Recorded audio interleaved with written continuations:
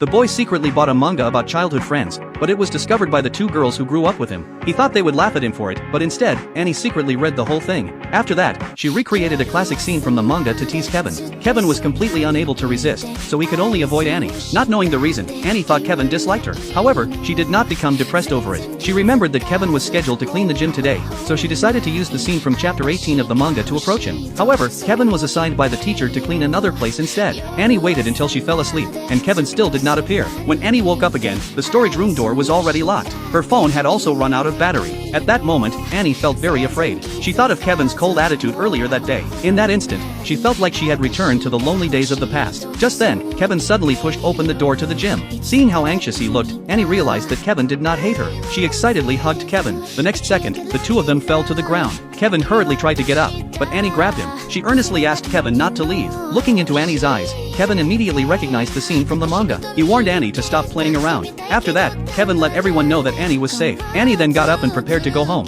but Kevin said he wanted to talk with her. He asked Annie what she had wanted to say earlier. Annie shyly said that she just wanted to stay with him a little longer. Kevin's face instantly turned red when he heard this. Only then did he realize that Annie recreating the manga scenes was not meant to mock him. He began to suspect that Annie liked him. Thinking this, Kevin became completely flustered. Seeing his reaction, Annie asked Kevin whether she could be a little closer to him. Before Kevin could refuse, Annie leaned against his shoulder. At that moment, Lena rushed into the gym. She had no time to care about what the two had just done and instead complained tearfully that Annie had suddenly disappeared. She then angrily scolded Kevin for not saying anything after finding Annie. Kevin explained that he had already sent a message. Lena checked and saw that it was sent 20 minutes earlier, which meant the two had been alone together for 20 minutes. Annie quickly explained that she was too tired, so she rested with Kevin for a while. However, Lena did not believe her. She directly asked Kevin whether he liked Annie. Kevin answered that he did, but only in the way one likes family. Hearing this, Lena had nothing more to say. After Kevin returned home, he kept thinking about what Annie had said to him earlier. The next day, just as he was about to ask Annie about last night, Annie panicked and ran away. Kevin realized that Annie truly liked him. At that moment,